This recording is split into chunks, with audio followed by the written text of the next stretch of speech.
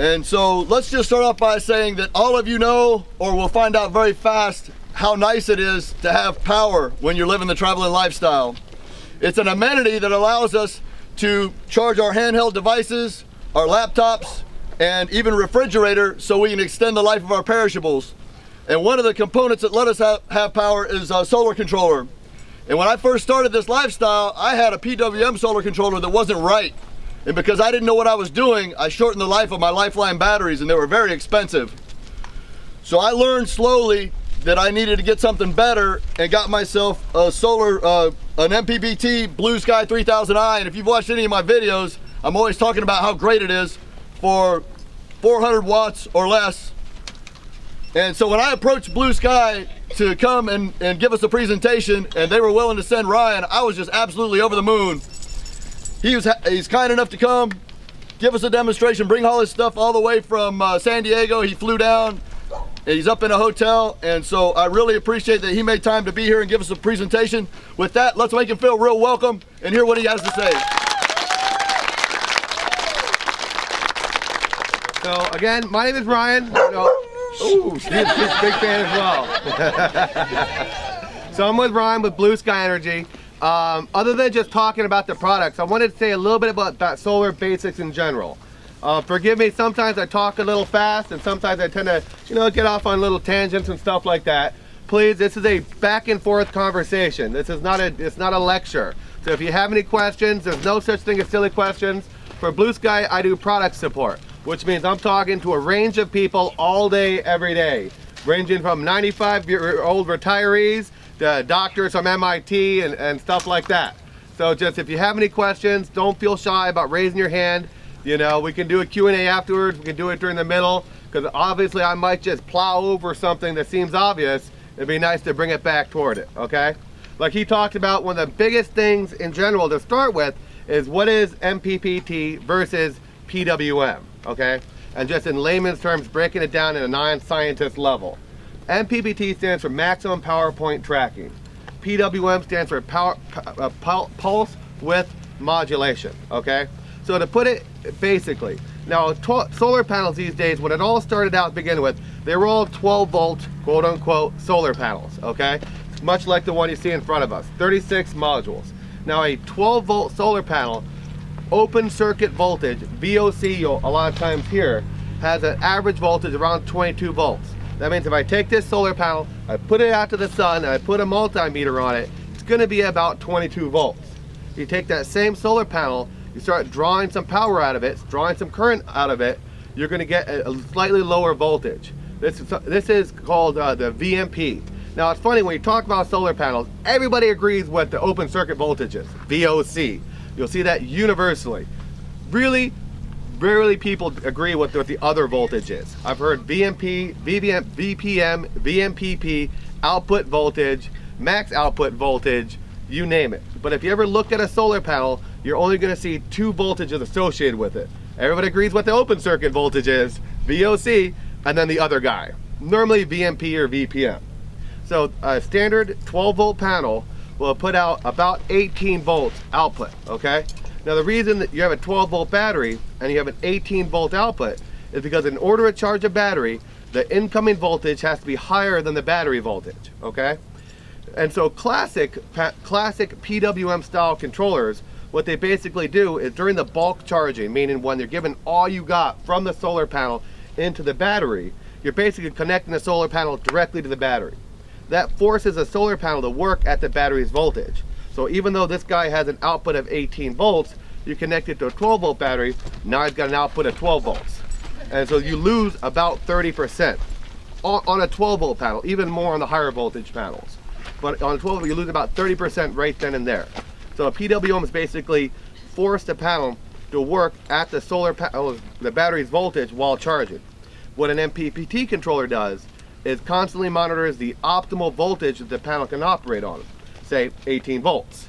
And then does a buck type energy conversion, so it takes in, for example, 10 amps at 18 volts and then gives out 13 amps at 12 volts. So watt to watt, everything is still hitting the battery. So it makes a lot more sense. You figure if you got a 100 watt panel, you hook up a PWM type of controller to it, now you got a 70 watt panel. You know, if you got 400 watts of power with a PWM, now you have 300. The Blue Sky Energy products, 15 times a minute, they'll track what that optimum voltage is. So as the cloud coverage changes or stuff like that, also panels themselves, sun deflection, panel temperature, stuff like that, it tends to affect that output voltage. That's one of the reasons why a 12 volt panel puts out 18 volts. This panel gets smoking hot, it might put out 17 or 16 volts. Now, as years went by, 12 volt panels are actually now we're going to the grid tie phases, and everybody wants bigger, better, bigger panels, right? That's just the way it's going down. You won't find a 12 volt panel at much more than like 150 watts, maybe 160.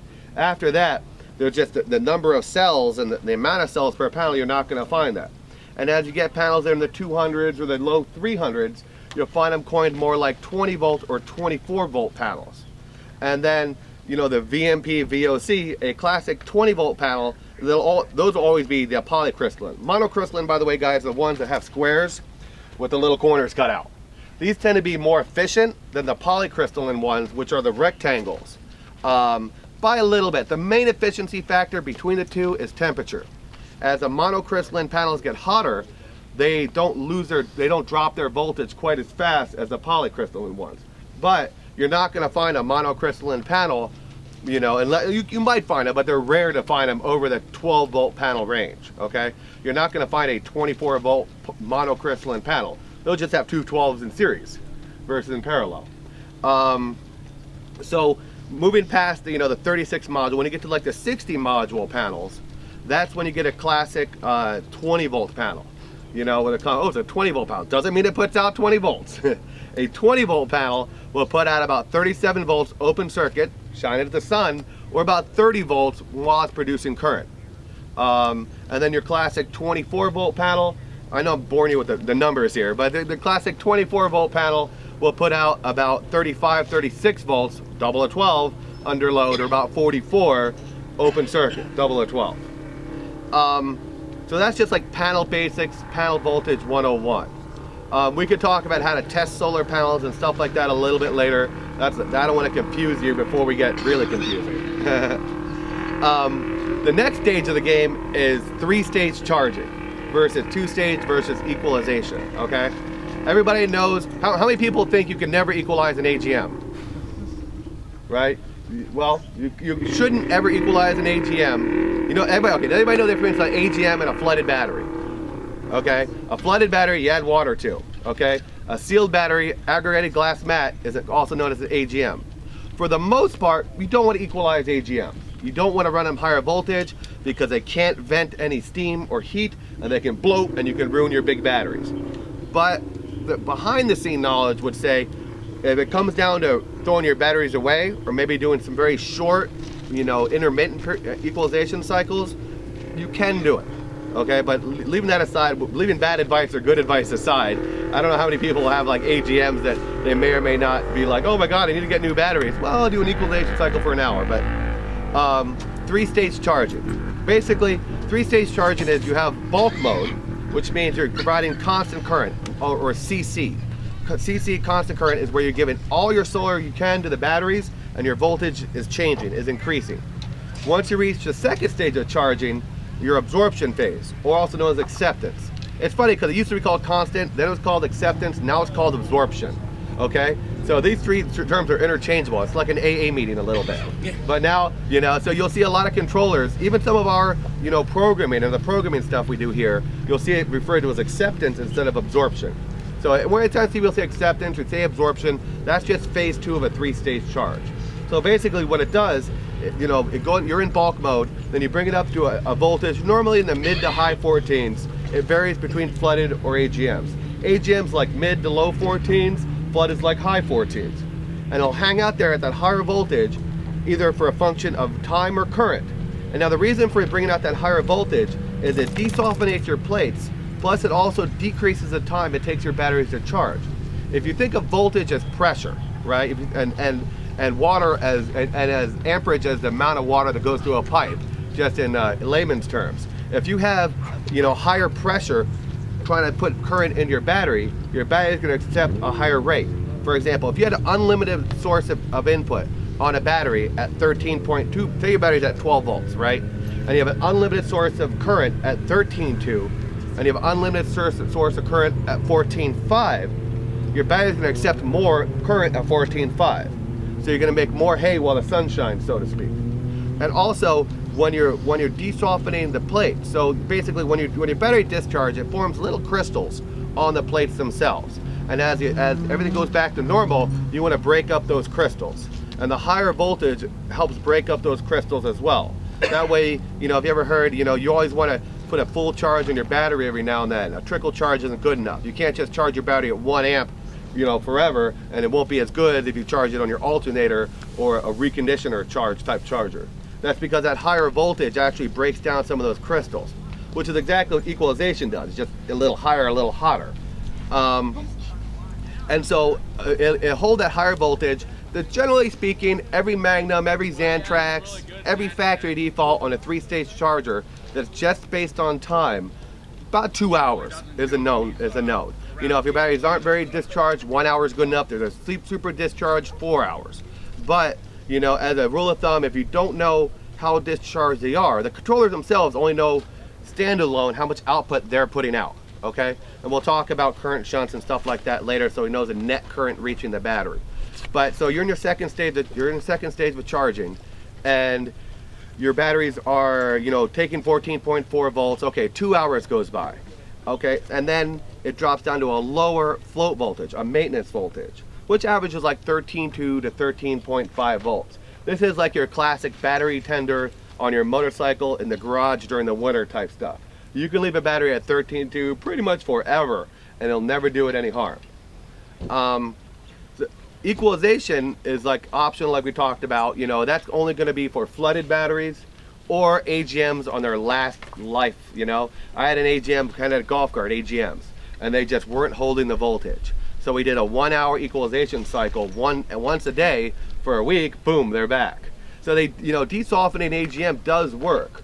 And only Lifeline is it people, the only people I've ever seen in their literature talk about it's okay to, and they say AGM, it's called reconditioning, not equalization. At the same time, Lifeline's, you know, 1 to 4 hours at 15.5 volts. Only people I've ever seen that said, yeah, it's an AGM, it's okay.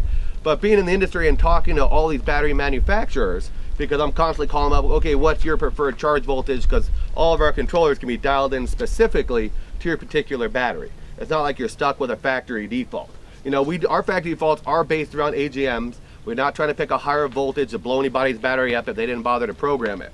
So often, you know, if you have a Trojan T105, the first thing I do is have you set your absorption to 14.8 instead of 14.4, because they like a really, and by the way, Trojans equalize at 16.2. I had to talk to a human being before I believed it. That is remarkably high voltage. But that, I was like, really? Really? Okay, believe you. You know, so you can't, I mean, so I don't want to, I'm not trying to tell you indirectly, hey, blow up your AGM, but before you know, throw away a battery, I would recommend maybe 1 hour equalization cycle at like 15.5 once a day for a week, and you'll be surprised, they'll come back most of the time.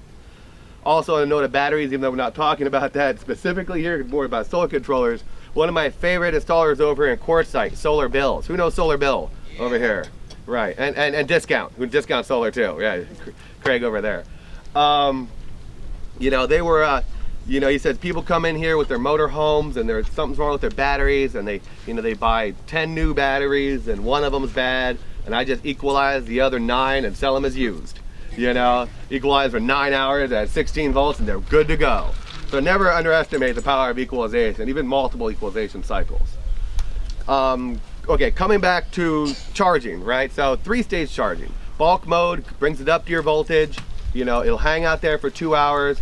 Now, should for some reason you're in absorption mode and you're hanging out at 14.4 volts, and should you draw it down into bulk mode, just to let you know a little functionality, and you go back to absorption, that 2 hour cycle is repeated. Same thing as if you're hanging out in float mode, and then it drops out of it, then it comes back up. A lot of times people ask me questions such as, you know, how does it maintain the voltage, okay? Now, technically, you know, if you ever will look up the real definitions, it's called constant current, constant voltage, CCCV. And that tell you everything you know about maintaining a current. Constant current, easy one. It's given all it's got. and the voltage is changing.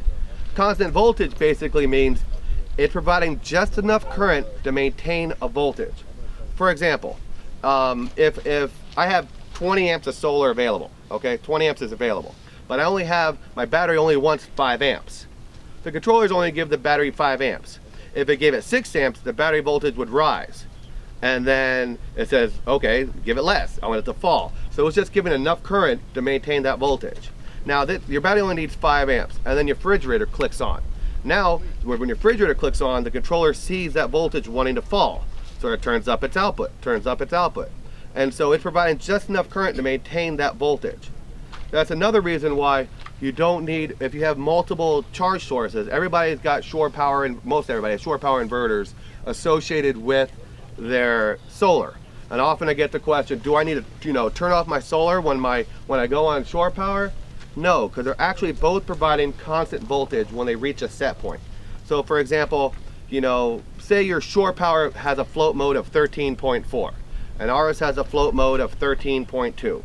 Now when our controller first wakes up in the morning, it's going to immediately automatically go into bulk mode, take it up the absorption voltage.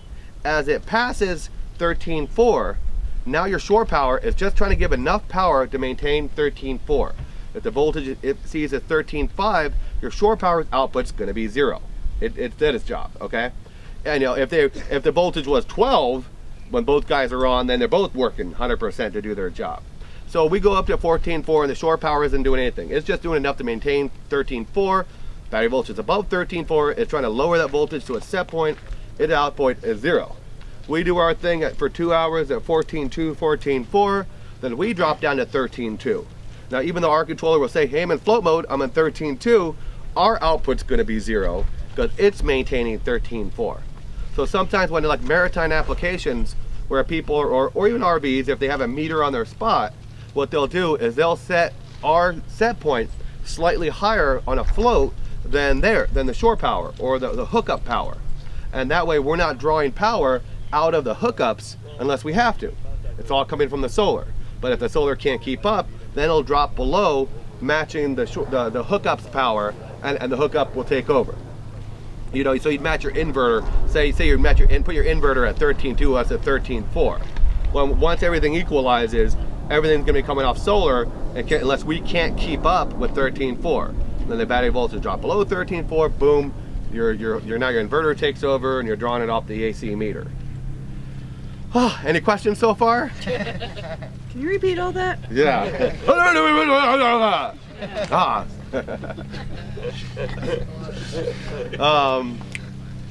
Okay.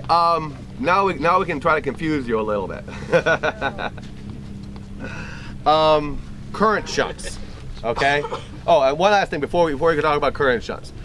Battery temperature sensor. Okay. Batteries like to get charged at slightly different voltages depending how hot or cold they are with respect to room temperature. So most batteries agree about 5 millivolts per cell per degree of Celsius. A standard 12 volt battery has 6 cells.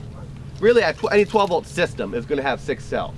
And even if you have 2 6s in series parallel together, it's still 6 cells because you're operating at 12 volts, which works out to about 0.03 volts per degree of Celsius. Long story short, the battery temperature sensor for our units and also for Magnums and everybody else costs about 30 bucks. Not too much money. Your batteries cost like $2,000. A lot of money. If you can increase the lifespan on your batteries dramatically for 30 bucks, plug and play, worth it, okay? Another cool feature about ours, other than before I go into the current shunts and really try to confuse you guys, auxiliary battery maintainer. Now the 3000i has several bells and whistles other than 3-stage charging. Like Jamie said, it'll take 400 watts at your classic 12 volt input, or it'll take 290 watts at your classic 20 volt input. So you could take a larger panel. For example, you could put a 270 watt panel on it, 20 volt panel with a VOC of 37 and a VMP of 30, and no problem, okay? As you increase the input voltage, the capacity goes a little lower. We also make a couple other controllers. Our 3024 is rated at 540 watts at 12 volt or 400 watts at either 12, 20 or 24 volt input. So all the way up to, we can talk about specs, and I have some data sheets and stuff I can show you later. Not trying to bore your ear off.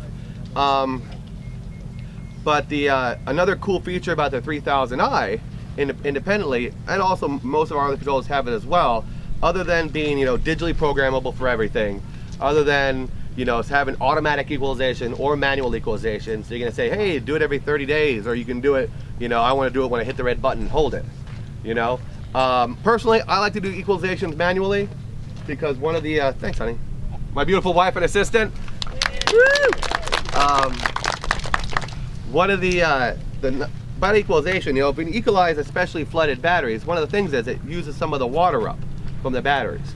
And one of the biggest killers of flooded batteries is running out of water.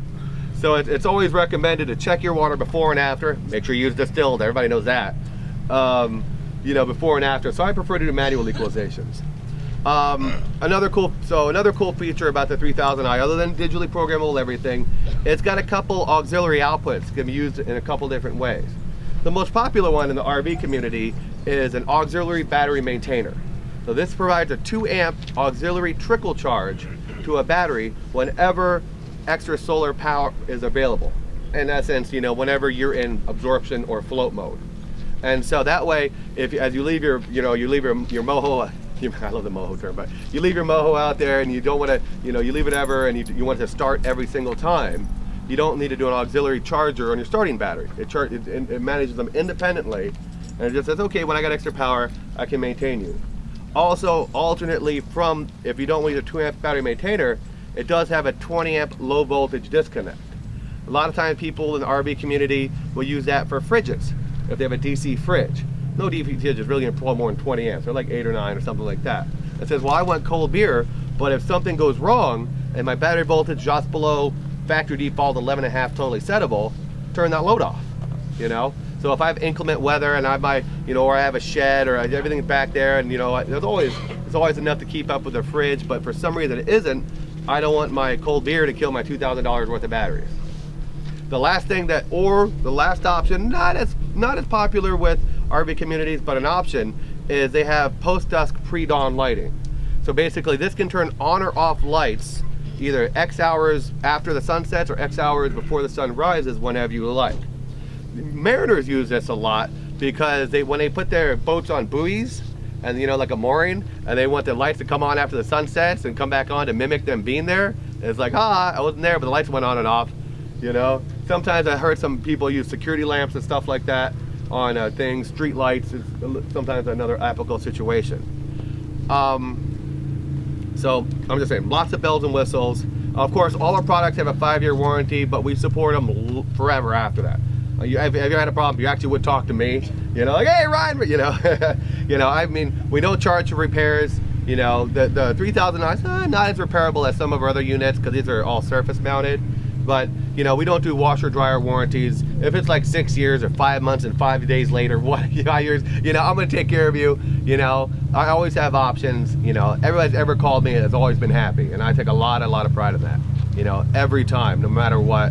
I do like to troubleshoot it. Everybody does always blame the solar charge controller when their solar stops working. 9 out of 10 times, it's not their solar charge controller. It's just, I've had so many funny stories where if you have a multimeter and you're willing to bear with me, odds are I can find a problem. And common problems, high voltage panels with a bladed fuse, bad fuse holders, dirty connections, loose wires, blown fuses, you name it. Bad panels sometimes, rarely, but sometimes. Lastly, and I'll probably think of more stuff, of course, is talking about current shunts. So and by the way, this is a fully active demo board, and I'd love to tell people and show people and push buttons. And if you guys have any blue sky stuff, I'd love to show you in real time how to program it or whatever like that to dial it in for you. But a current shunt is this bad boy, and it basically measures the amount of amperage, current coming in or out of your batteries. So you basically connect that in conjunction with our IPN Pro Remote. An IPN Pro Remote is basically a battery monitoring system that takes it one step above, just voltage. I'm sure some of you guys have like the links on a Magnum or something like that that tells you amp hours from full or something like, something to the extent of. So now instead of saying, we all know when our batteries are discharging at 12.5 volts, we're like, oh, they're looking in pretty good shape. They get down to 12.4, you're like, oh, they're doing pretty good. When you get near 12, you're like, oh my God, they're low, right? That's one way to do it. But that's not a straight curve. Your voltage will go, oh, and then dive down at the end. That's not a completely accurate way to do it. Another way to do it is to use a current shunt. And so basically you'd have all your battery bank, all the negatives on your batteries, everything, including the ground, will go through the shunt first and then everything else. So when I talked about how do I wire it? Well, the only thing negative touching one of your batteries, other than another negative, is the current shunt. Other than, you know, and that way even when your alternator is running, your engine's running, it's gonna see the input as well as the output. But that takes, and then you program how many amp hours you have, your monthly self-discharge, depending on whether or not you have an AGM or a flooded battery. And then it takes all the guesswork away from your state of charge. You say, okay, out of 400 amp hours in my batteries, I've got 390 left. You know, I'm 97% charged. And it takes all the, you know, the idiocracy away from just guessing on your voltages. It also automatically updates the efficiency of the charge. So as your batteries age, it recognizes that, okay, I gave it 100 amps and they only kept 90. And I gave it 100 amps and only kept 88. And so every time it's fully charged, it will automatically readjust the charge efficiency for it. Also, when you have the current shunt, we talked about the two stages of charging where it'll go up to the higher voltage and transition to lower voltage. Now the downside of the higher voltage is the downside and upside. What the current shunt does, it allows it to base that transition from the higher current to the lower current based on amperage as well as time. So let's say, because now it knows the actual net current reaching your batteries. It's not just saying, okay, my output current is 20 amps. It's saying, no, my output is 20 amps. I don't care what is being utilized by loads on the way, but I know X amps are reaching the battery. Now our factory default float transition is 1.5 amps per 100 amp hours of battery. Really, it's like 1 to 1.5. 1.5 is a little conservative. Some of our older controllers, much older, like the Solar Boost 50 and the 6024 and the 3048, they did it about 1 amp per 100 amp hours. Lifeline recommends 0.5 amps per 100 amp hours. And they're one of the few, they definitely have their stuff together. They're one of the fewest people I've ever seen actually list a float transition current. You know, like, hey, we know what we're doing, you know? And also, though, and also some of the lowest float transition currents I've seen, half an amp. So let's just say it's 1 amp per 100 amp hours, because everybody likes easy math. So you have 400 amp hours in your battery, and you're holding at your absorption acceptance voltage of 14.4. Now, it's gonna hold that voltage until that net current reaching your battery goes below 4 amps. That way, let's say your batteries are in a discharge state, okay? And you know, it holds that higher voltage longer. That way, it lessens the time, potentially lessens the time for your batteries to charge.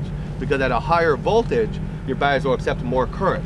So you're making hay while the sun shines. Now let's flip that around inversely. Let's say your car is just parked in the middle of nowhere and it's there all summer, right? Your batteries are already charged.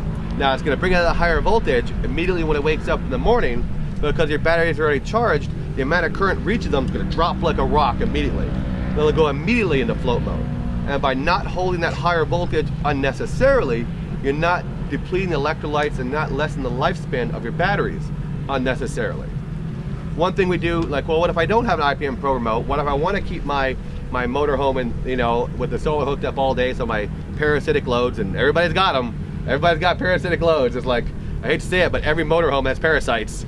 You know, it might be 0.1 amps, but if you leave that thing unattended for 6-8 months, you will see some difference in your batteries. It's just one of those things. Boats and motorhomes, unless you physically disconnect the battery.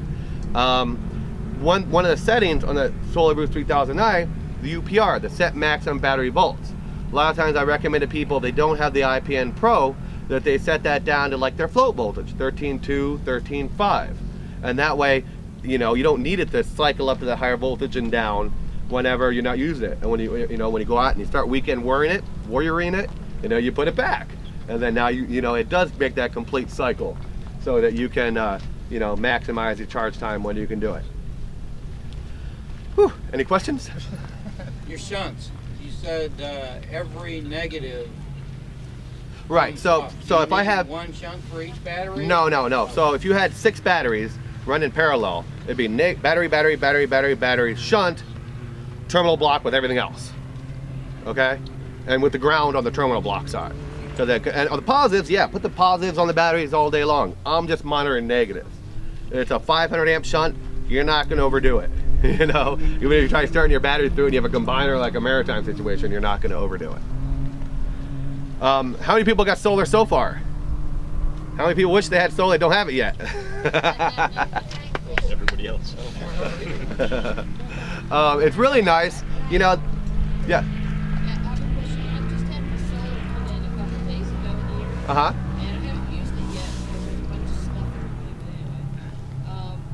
So there's nothing connected to it. I haven't used it at all. And yet I noticed that the voltage on the MPPT is very, very, very, varies. Geez, whatever. Between like 80 this last night. It's 14 So why is it varying? Are you saying you haven't, the solar panel's not hooked up? Or, Everything's hooked up. okay. And you can see the output number. Right. The voltage on the So a battery at rest will be about 12-ish volts. Like, so at nighttime when nothing's hooked up, and any battery, I could take this battery, charge it for a year, disconnect it, walk out, come back 10 minutes later, it's gonna be 12 something.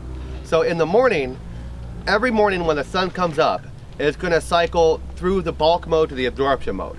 So it's gonna go, so say when the sun first comes up, meaning that the solar panel voltage, you know, rises above the battery voltage, your controller will automatically cycle into bulk mode. It's gonna automatically take it to the second stage of charging, the absorption acceptance charge. It's gonna hold it there for 2 hours, then it's gonna drop down into float mode, into the 13.2. That's why I was talking about, like, if you had nothing hooked up to it and you're in long-term storage, probably a good idea would be to change the maximum volts to 13.5, and that way you're not bringing it up to the 14 volts unnecessarily every single day. I mean, out here you probably want it because you might be radio, lights, whatever. It's not, I wouldn't say do it now, but if you go park your rig at home and you're going to leave it there for a week or a month or a year, it's not a bad idea. And obviously anybody can have my phone number and I'll give it out and stuff. I can walk you through it later in life. You don't have to. I also can demonstrate how to do it here today. But you can bring it up. You can make sure that it doesn't bring that higher voltage when you don't need it to. But the first 2 hours of every morning, you're gonna see it at 14.4 volts, plus or minus any temperature compensation if you have a temp sensor. If not, it'll be 14.4. And after 2 hours of 14.4, with the absorption light on, you'll see the light switch to the float light, and that'll hold 13.2 indefinitely. I have a question. I'm still waiting to get my solar panels put on, so I'm hoping. But once I do, I'm going to be spending my summer for about 4 months plugged in Where at? back home. Okay. I'll be plugged in for 4 months straight. Okay. Is that going to affect the solar panels? Not one bit. Solar panels don't age. Like, they don't. There's no moving parts in a solar panel. They get the energy production difference really has to do with like the glass and stuff like that. But most solar panels will have a 10-year energy production warranty and a 25-year maintenance, construction warranty on them. So there's no reason, in all our controllers, I would leave it plugged in because, like we talked about a little bit before, the higher voltage is going to win. I would dial down the UPR to a nice mellow 13.2 because just like when you're plugged in with your shore power, your AC hookups, it'll be holding at a float voltage. And then I'd want to match that just about the same. But, well, I don't care if they compete or not. I mean, overall, if you're not using the van, it doesn't matter. You're going to draw like a watt. You know what I mean? I mean, if you have a fridge running the van or something like that, I'd want our controller set like 1/10 of a volt higher than the float voltage on your AC. And that way, if you have the power, use the power. If you don't need the power, you wouldn't use. You know what I mean? Okay. And that way you're burning the sun's power instead of your AC inverter power, because you'll be a little more efficient. No, you cannot ruin it by multiple charge sources. I have an off-topic question. Yeah, well, sorry. One. Okay, you had a copy question. How important is it really to vent a wet cell battery in your living area? You know, I've never, you know, that's a good question. You know what I mean? You know, I've been doing it for 6 years. Yeah, I've heard of some people complain about fumes from wet cells, and I've heard of other people say I've never had a problem ever. So it's just, you know, I've had one situation myself, and we were, truthfully, you know, this is on the bicycle taxi industry. We beat the crap out of batteries, dragging them down to next to nothing and charge them overnight. I did have one battery go into thermal runaway, and that was one of the most noxious things ever. You know, I mean, for safety's sake, carbon monoxide warning in all your campers. You know, that's the number one. I'd be more worried about that than a wet cell running away. Okay, You'll good. smell it. You'll smell it. It is no joke if they start steaming on you, and so they are. You will know. They will wake you up. You know. If that happens, what do you do? Disconnect Get the out of your battery? van and disconnect the battery fast. You know, I mean, the gases technically are explosive. I've never heard of a battery exploding, but that's one of those warnings, like, you know, don't microwave your cell phone. you know, you should have an ignition source next to your battery. You try to have all your fuses and stuff about at least, you know, 8 inches away from your battery. You know, but. Mine are on it. I'm like right there. Well, I mean, or have them vented well. You know what I mean? I have AGM, so it doesn't matter. Yeah, it's not going to really matter. So, I mean, I'm not stressed out. You know, I've never heard of a battery exploding, never had a battery causing a fire. I'm sure it has happened, but then again, people have tossed batteries into campfires before. I've had a battery explode. Yeah? It's in the car. The car started the battery. But it's from jiggling the wire that the post was loose and Yeah. it made contact with the plate. I've seen a ton of battery posts that cause problems. I had one guy in, this one guy, it was like New Zealand, about a month and a half go by trying to find a volt drop. You know, one nice thing when you're trying to say accurate battery charging, you measure the battery voltage on your posts, not on the clamps, on the physical posts, and you compare it to the voltage on your controller. Should be within like 0.1, 0.2 of each other. 0.1 is pretty natural, 0.2 is acceptable. Anything more than that, you're kind of messing with your charge algorithm. But very often I've had people, 1 second. Did you bring products? I brought a couple 3000Is and an IPN Pro. I didn't bring the whole store with me. I'm sure I can, when I get back to San Diego this weekend, and you guys are gonna be here a few more days, I can express them to Jamie, and we'll make it happen. You know what I mean? So. We put on, I had a 100-watt solar panel on my van with 200 amps of battery, 100 amp AGMs. And when I first got here, we put on another 170-watt panel, and I've been unable to charge up since. No fully charged, pretty flashing green light since. I've had to start my engine a number of times in the middle of the night. Wondering, is that front, there's been high cloud cover. Well, I mean, you want to talk, okay, so when you start talking about how much charge you have versus battery capacity versus solar, okay? Now, the way you determine solar panel production, they have 2 different terms on their production. One is standard test conditions, STC. The other one, more rarely given, but more practical, is PTC, practical test conditions. In the big picture, a lot of people always grill me, hey Ryan, how many amps should I be getting out of my controller, right? Common question. So, way I always do it, now, real life conditions, a solar panel will put out about 65% of its power as rated STC.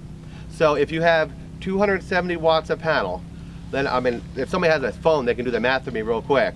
So take 270, times it by 0.65. Okay. 0.65. Yep, for 65% real life production. 175.5. Now divide that by 12.5, because that's your battery voltage. So wattage divided by voltage equals amperage. 14.04. How much? 14.04. Okay, so she's charging on average in good sun 14 amps. Okay. Now in general, this season we average about 5 to 7 hours of good sun in a day.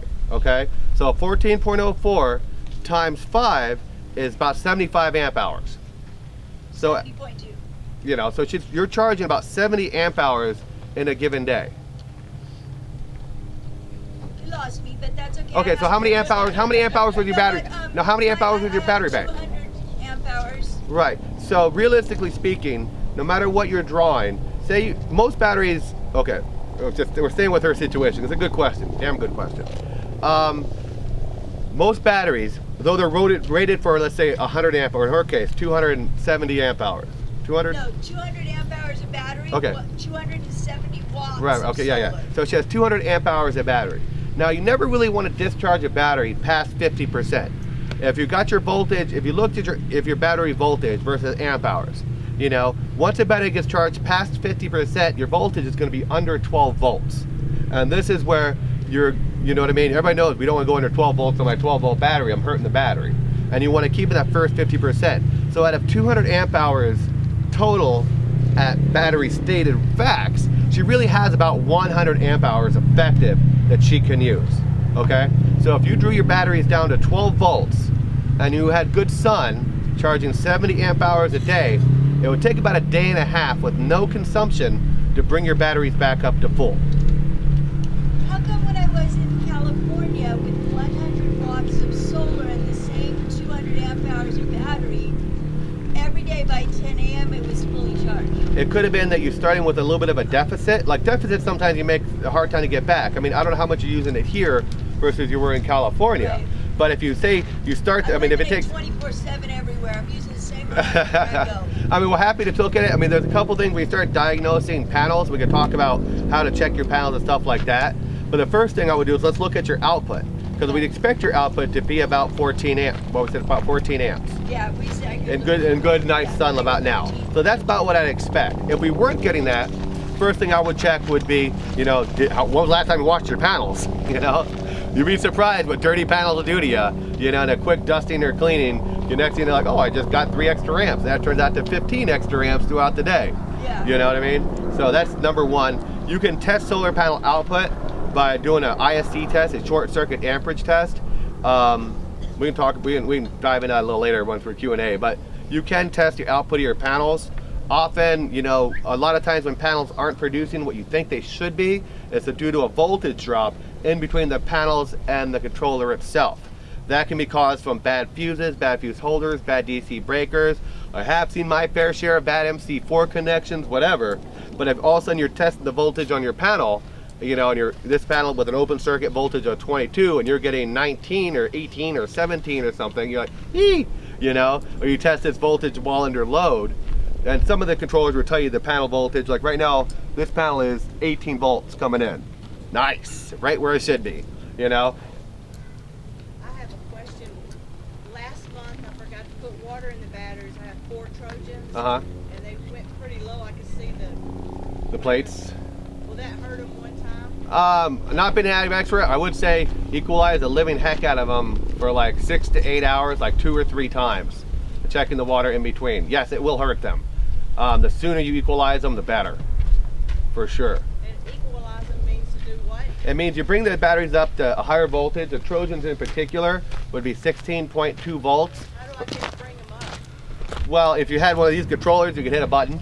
but also like solar bills right over here in Quartzsite, you know, they can equalize batteries, so can Discount. Obviously those aftermarket tenders and power supplies and stuff like that, they can do it for you. But you really want to bring them up to 16.2 volts for about 6 to 8 hours, about 3 days in a row. I have a question. I don't know if this has been asked before. Yeah. I just got here. My battery, my controller is set to absorb for 2.5 hours as the factory setting. And I went ahead and changed it to 4.5 hours. I don't know if that's right or not, but sometimes my controller will show that it's floating even though it's at a lower rate than it would be topped off. So what's going on with that? Well, if I'm sorry, you said your controller is floating at a lower voltage. So it's in float mode. Right. Okay. But it's floating at a lower voltage than you would expect? That it would indicate that the batteries are topped off. Do you have a temperature sensor? No. Put me on the spot here.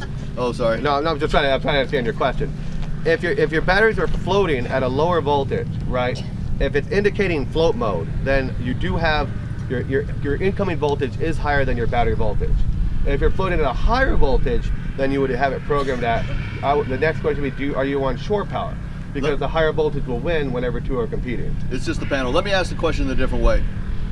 Why does the controller have a setting to absorb for 2.5 hours when in fact it would seem like it should just have a sensor to know when it's done absorbing? Yeah, we talked about that a little bit. The factory default, the 3000i only knows how much output it's giving.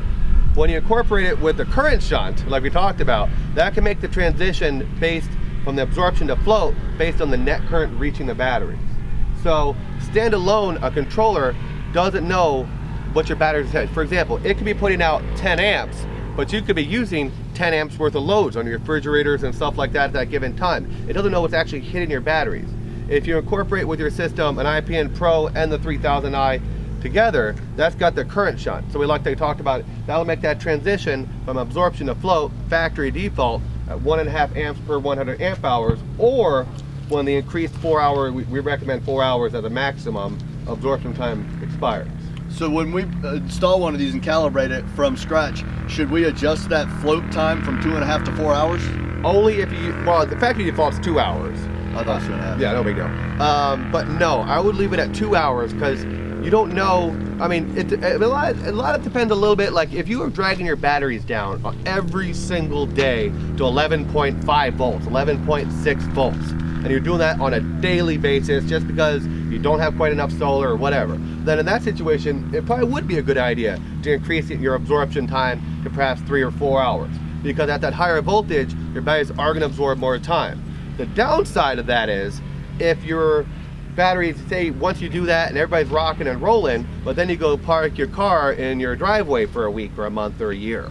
Now every time that controller, assuming you don't have the IPN Pro remote with the shunt, every time your controller wakes up, it's going to take it up to 14.4 for 4 hours. And that's going to deplete electrolytes in your batteries unnecessarily because you're not using the car. So a lot of it depends on, you know, is it a higher absorption time advisable? Yes, if you're dragging your batteries below 12 volts every given day, because you don't want that to happen. You want to charge them up more than that. You know what I mean? You want to make save on the sun times. But, you know. So if you have a refrigerator that's running all the time, you're probably good because you're always taking a little bit of power out of those batteries. Well, you're probably good. It really depends on how much solar you have too. Okay. You know, if you have, 500 watts or 400 watts up there, that's going to have no problem keeping up with a little DC fridge. If you have 100 watts up there, I would base that argument on your battery voltage. Everybody loves to watch their battery voltage. If you see that bad boy dropping below or close below 12, then I would recommend a longer absorption time while you're actively boondocking in order to decrease the amount of time it takes to charge your batteries when the sun's shining. If your batteries are getting charged up by noon, 1 o'clock, then you don't really need that higher voltage, and you don't need to deplete the electrolytes so quickly. How about the maximum amount of watts that you would recommend for that controller? I thought it was 400, but can you put more on? No, really, you can't put more on, but our controllers do have the ability to work in a master-slave relationship, which means, the 3000i, only the master, by the way, but you can have up to 7 slaves with the 3000i, and they don't have to necessarily be fancy displays or anything like that. So you can add another controller, and also the nice thing about that is if you have multiple controllers handling multiple panels, those panels, even though the charge algorithm is under one system, so it's going to operate like a single unit. The display on the 3000i is going to show you your gross output as if it's a single unit and not just like individual controllers. But the nice thing about having multiple controllers is when you add multiple panels together, it's always kind of a weakest link factor. So let's say I have 10 panels, right? And they all have an output voltage like this guy of 18 volts under load, a VMP of 18 volts. If I partially shade that panel, dragging its voltage down to 15, all 10 are 15, okay? Now, and let's just say, let's just put them in series then, right? Bang, bang. If you have multiple panels in series, meaning like boom, boom, boom, boom, increasing the voltage, keeping the amperage, and they all have an output current or an IMP of, let's say, 5.5 amps for a standard 100 watt panel. Then, and you partially shade one, and its IMP drops to 2 amps. Now they're all 2 amps. So no matter what, when you partially shade one panel, that panel output is applied to the entire array. The nice thing about having independent controllers in a master-slave relationship is, for example, you can put one panel on the front or 2 panels in the front and 2 panels in the back of your rig. And that way, should you back into a shady parking spot and the back panels are occluded by the trees, you're not sacrificing the performance from the front. A lot of times Mariners will always have at least 2 controllers, port and starboard, because they're turning this way, they're turning that way. One side's always in the shade. But no, you don't want to exceed the maximum input of the controllers. We want these things to last. I mean, I have had people push the boundary a little bit, but we want things to last 10, 15 years on you. We want you to give it to your kids and their kids, and that's one of the reasons people go with Blue Sky, because we don't make unquality stuff. I mean, yeah, I've had people treat these like real a-holes before and put way too much power on them. They're like, man, but it lasted 3 years. It's like, well, you know, we do make a really nice product, but you were giving it 600 watts, buddy. It's only designed for 4. And they get a little upset over that. So I have a question. I just want to repeat back what I think I heard you say to make sure. Let's say that I've got the maximum amount of solar panels for this design, and I want to add 2 more solar panels, and I have a PWM controller. Can I run them into that and then into the batteries and everything be copacetic, or no? Yes, you can have multiple. Will this read it? No. This will read the battery voltage. Right. It won't read the output current from the PWM. It won't read the amps. Well, if you have the current shunt tells you all the, and I can make demonstrations, this will tell you all the loads coming in and out of your system, as well as the output from the controller. So for example, during the daytime, you're gonna see a plus or a minus here on the net amperage reaching your batteries. As your fridge clicks on, you're gonna see that net, that's gonna decrease by a few amps from the draw of your fridge. So in that situation, or say you hook up to shore power, your shore power starts charging at 30 amps. You're gonna see the positive input from there. Because it's looking at everything going in and out of your batteries. Now standalone, the 3000i is just gonna show your battery voltage. So if you had a PWM, you would see the battery voltage increase. So you see that as far as, you know, for referencing the state of charge. But if you had the Pro remote, you'd actually see the current, with not just the, you know what I mean, that. And if you have a PWM, you know, Kind of pretty much. you know, So I have another question for you. Let's say you've got several batteries that you're hooking that into, and you wire all the batteries up accordingly, whether they be parallel or series, and they all wind up being 12 volts. Yeah. When I hook this up, do I want to put one post on the negative farthest away and on the positive farthest away for the best results? when you hook up multiple batteries in parallel, you don't want to start here and go down the line. You want to start here so the power meets in the middle, and that's the best way to equalize the charge. Sounds good. You know, because when you go here, it actually does like, okay, this guy's first, that guy's second, and if there's any voltage drops or resistance in the wires, you'll have a big discrepancy between the charges between the batteries. You're like ding, ding, ding, ding, ding, ding, ding, ding, because this guy actually is getting used first, even though in parallel. But if that same string, one here, you know, they kind of meet in the middle, and it gets equalized the other way, and that's the best way to balance, you know, a parallel situation. That's how I'm doing it. Yeah, and then Lifeline has a real nice stuff on that too. Have you got one of those $30 things you hook to the battery with you that I could buy? The 30 what? Shunt. Oh, the shunt? Yes, sir. No, I don't have any shunts with me. You didn't bring shunts. No, actually, I do have one shunt. I take it.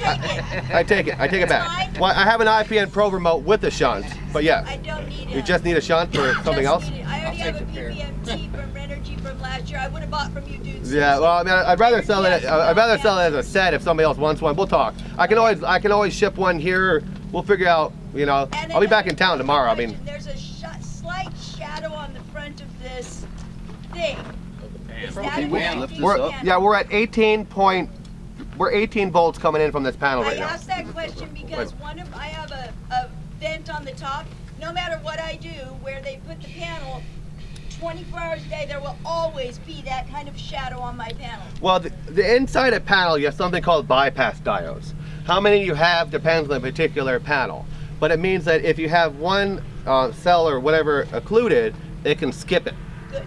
Okay. And so it really, some panels, like I talked to some guys we work with in the military, you know, stuff like that. Military, we have, you know, we're all over the map on it and stuff, but they have a bypass diode in every single cell.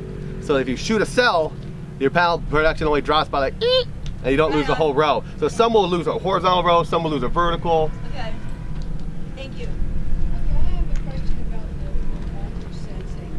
If the batteries, basically you're charging the batteries up to and down to a minimum voltage, then why do you have to time how much you have it at each level, like a hard charge or a low charge?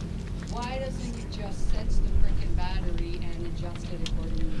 Well, it is sensing the battery in that, like, it doesn't have an output voltage. That is the voltage of your battery. So it's not like I'm putting out 14 volts and your battery is at 12 volts, right?